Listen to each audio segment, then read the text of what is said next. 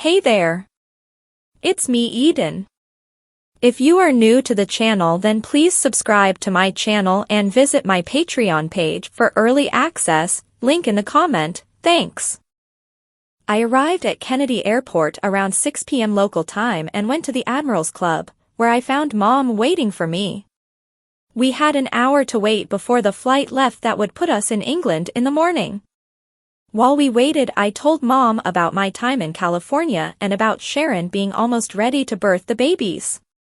I managed to get a little sleep on the second flight, but I still knew that my internal clock was going to be messed up for several days, having gained 8 hours from California time. We were met at the airport by a driver from the movie company. The ride from Heathrow took about 30 minutes and we were delivered to the rented townhouse in Ever Heath in Buckinghamshire that would be our home while we were here.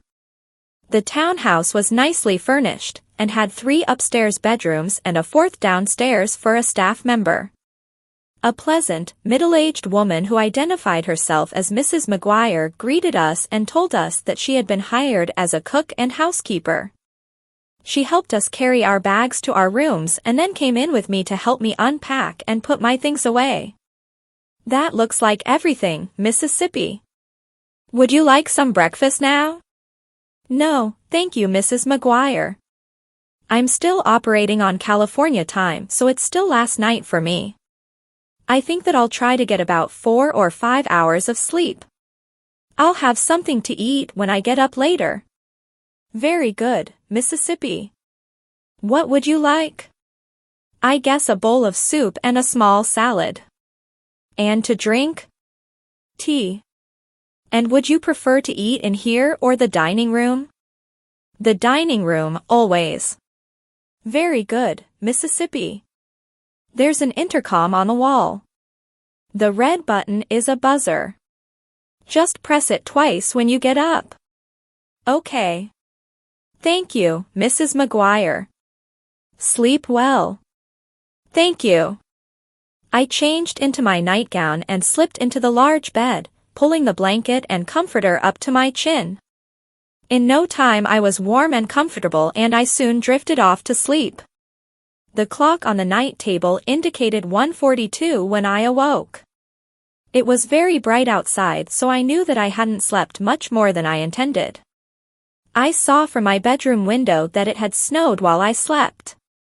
A fresh, light coating of pristine white covered the branches in the backyard that had been bare when we'd arrived. It added to the accumulation that was already on the ground. I took a bath before pressing the buzzer on the intercom to let Mrs. Maguire know that I was up, and I dressed and brushed my hair before leaving the bedroom. I stopped by Mom's bedroom before I went downstairs and peeked in. Her bed had been used but was empty. I found Mom in the dining room when I got there. She was wrapped in her bathrobe and it appeared that she had just gotten up. I kissed her good morning and sat down just as Mrs. Maguire came in carrying a tray. A wonderful smell filled my nostrils as she placed a bowl of soup in front of me. It smells wonderful, Mrs. Maguire. What is it? Fresh creme of chicken, my own recipe. What dressing do you prefer on your salad? Thousand Islands? Oh. I'm afraid that I don't know what that is, Mississippi. I could make you up a simple vinaigrette and add mustard grins and thyme to it. Or perhaps a blue cheese dressing. We don't have any French Roquefort cheese, but I have some good English Stilton cheese. Or I could whip up a fresh mayonnaise. That's what a lot of English people use for salad dressing. How about a simple vinaigrette, then, without the mustard and thyme? Very good, Mississippi. I'll be right back. A moment later she reappeared with a sauce boat of vinaigrette. Anything else, miss? Not right now. Thank you, Mrs. Maguire. Oh, I almost forgot. 2 people rang for you while you were asleep. She said as she reached into her apron pocket, here are the messages, and she handed me 2 pieces of paper. Thank you. The first call had been from Mr. Landoys. The message read, "Glad that you arrived safely. I'll see you tomorrow morning. The second was from Jill Stasberry. It read, Hi. Glad you're here. Call me when you get up. There was a telephone number included.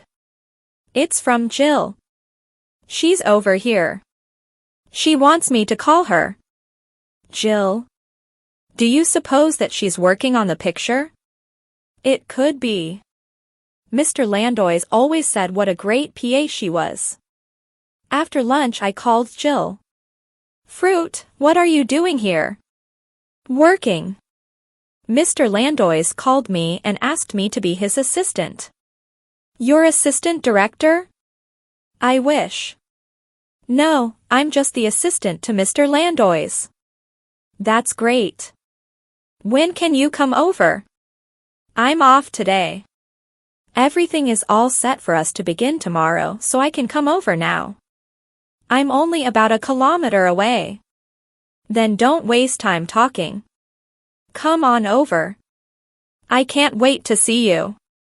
Jill arrived less than 10 minutes later and we hugged as soon as the door was closed and the cold was sealed outside.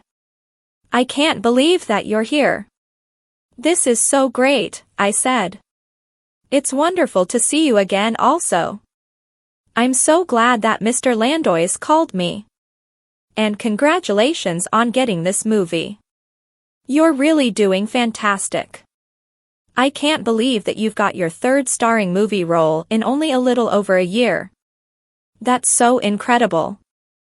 Let me have your coat and we can go into the living room. After I had hung Jill's coat in the hall closet and we had moved into the living room, I said, I've been extremely lucky, Jill. Lucky to have had a wonderful acting teacher back home. Lucky to get a fantastic agent. Lucky to have a series of parts that has propelled my career forward. And lucky to have a lot of wonderful friends. I've been very fortunate. It's not all luck. When it comes to acting, you're a natural. Only one person in a million can slip, seemingly effortlessly, into the different roles the way that you do. Drama, romance, comedy, and now action-adventure. You're doing it all. Under the Scarlet Maple has been a phenomenal success. There's been a lot of talk about Oscar nominations for you and the picture. The nominations will be announced next month. It would be a real honor, but I'm not expecting anything. I'm still new to movies. Aren't the awards kind of a popularity contest? No, not at all. They go to great lengths to get their members to vote only on the merits. I understand that they always remind their members that in order to be taken seriously, the members must take their responsibility seriously. Who are the members? I've always wondered who does the actual voting. There are about 5,000 members. Actors, cinematographers, directors, producers, writers, and a bunch of other industry professions are represented. All of the members are people who have made a significant contribution to the industry. The Board of Governors decides who to invite to become a member. Well, I know that I won't be nominated for my part in A Water or Tequila, Señorita. True. Comedies are routinely overlooked by the Academy. But there's always the next part of Open Spaces if Under the Scarlet Maple doesn't do it. If it comes, it comes. Tell me about the new movie. Have you met the other actors yet? A few. They all seem nice, and the sets look really great. They've spent a small fortune on making them. This isn't a low-budget flick. I know. I couldn't believe how much they offered me. You're hot right now, and they know it. Mr. Landois really wanted you after he learned that you had interviewed for the part. The first director had walked out a couple of days before you read for the part and Mr. Landois was brought in a few weeks after. I wondered why the director wasn't at the interview. Mom came into the living room, having just finished getting dressed. She and Jill hugged and then we sat and talked for hours. We even began to make plans for our Sundays. We were close to London and there was so much that I wanted to see and do. I hoped that the weather would cooperate on my day off. We invited Jill to stay for dinner. Mrs. Maguire made a delicious stew with dumplings. It started to snow again around 8 o'clock and Jill decided to leave. We would see her at the studio in the morning. As prearranged, the driver who had picked us up from the airport was waiting outside the house at 7 a.m. He drove us to the studio and showed us the way to the set. Jill was there already and took over when we arrived, introducing us to several people who were standing around drinking tea or coffee, before taking us to my dressing room. My dressing room was actually a trailer that had been brought into the studio and parked along one wall. It was very spacious and nicely appointed with a large living room area. Jill left us, after we were settled in, to go to work. Mom found that the cabinets were stocked with a few essentials and made a pot of tea. About a half hour later, someone knocked at the door and I said, "Come in." The door opened and Mr. Landois walked in followed by several other men and Jill. "Princess, welcome to the set," he said as he walked over and hugged me. "Did you have a good trip?" "Just fine, Mr. Landois." "Wonderful, wonderful. You know Mr. Wallace, our executive producer, and Mr. Steffeth, the assistant producer?" "Yes, we met at the interview." "And this is Jeremy Bell. He's our secondary location manager." "Secondary location? I thought that the entire movie was being shot here." "Well, most of it is. We'll be doing a little shooting in 2 other locations. One is up in Iceland, and the other is in the south of Spain. We don't expect to spend more than a week at either place. All the rest of the shooting will be done here." "Iceland?" "Yes. To simulate the conditions on the smaller moon. Spain will be used for the establishing shots of Cappadocia." "Oh. Of course, you know fruit. We're going to have a meeting of the principal cast at 10 o'clock, but right now we're about to take a tour of the sets. I stopped by to see if you'd like to come along." "Yes.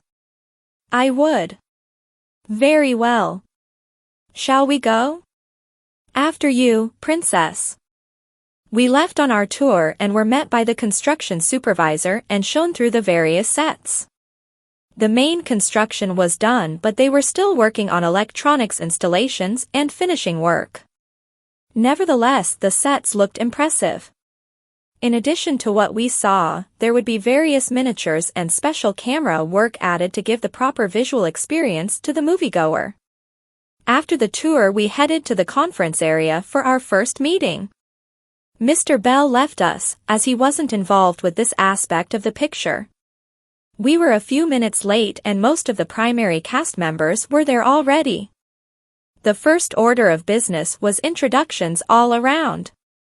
Mr. Landois introduced me as a princess, and everyone greeted me as such, giving their real name first and then Mr. Landois' assigned name. Some of the others had worked together or met at tryouts, but I didn't know anyone except the people that I had come in with. Mr. Landois talked for a good 2 hours. He told us about the shooting schedule and the location work, before settling down to give us his in-depth interpretation of the movie, going scene by scene through the script. We broke for lunch with instructions to be back at 1:30. That gave us just over an hour. Jill walked back to my dressing room with me and then, together with Mom, we walked to the studio cafeteria. "Well, what do you think?" Jill asked after we had gotten our food and found a table. "I'm impressed with the sets. They're going to look as good as anything I've ever seen in any movie." "That's not all. I've seen the miniature sets that they're making. They're fantastic. This movie could be a blockbuster." "Sounds great to me. I hope that we won't have to spend too much time in Iceland though. You're still thinking about the time that you spent freezing in a promise of spring. Don't worry about it. You'll be properly dressed for the climate this time with proper boots and gloves. Okay, if you say so, I'll stop worrying about it. Good. How's the food? Very good. Almost as good as Mrs. McGuire's. I'm glad that you like her. Mr. Landoys told me to find someone that would keep you very happy and well looked after. Mrs. McGuire came with excellent references. I didn't know that you had retained her. Grinning, she said, all part of the job. Mr. Landoys said that a contented leading lady removes half the burden from his back. I smiled. No one can say that Mr. Landoys doesn't know his business. We all laughed. Jill, dear, Mom said, where could we get some tourism pamphlets? I'll get some for you. There are a lot of wonderful places to visit while you're here. I've only been to a few, myself. As the weather improves over the next few months, we'll be able to get around better and more places will be open. The places in London alone will probably take up all your Sundays for the next several months. I'd planned on doing some sightseeing on my own. I can't sit in Crystal's dressing room every day, and we're not stuck in the middle of the Mexican jungle now. I was glad that Mom was planning on going out sightseeing and shopping while I was working. She'd spent a lot of time sitting around waiting while I'd worked on previous jobs. She deserved to enjoy herself. I think that that's a great idea. Do you want to rent a car, or would you prefer to be driven around? I'm sure that Jill can find a chauffeur for us. No problem, Jill said. Most directors dislike parents and managers hanging around the set, so I'm sure that the company will foot the bill. I don't want a chauffeur waiting around for me. I'd feel guilty about taking my time and being uncomfortable. I'd prefer just to get a car, or take taxis when in the city. Okay, I'll arrange for a second car tomorrow, Jill said. A second car? I said. Yes, I've already arranged for one for you. It's in a reserved spot in the small parking lot closest to the studio building that we're working in. It's a nice little BMW. It's listed with the security so you won't have any trouble getting onto the lot. Great. Thanks, Jill. She smiled. All part of the service, princess. We can't have the star of our movie hitching rides. Stop it. You'll give me a swelled head. You'll earn it. You'll be working long hard hours over the next few months. You might as well take your little pleasures where and while you can. Please subscribe for the next part and visit my Patreon page for early access. Link in the comment, thanks.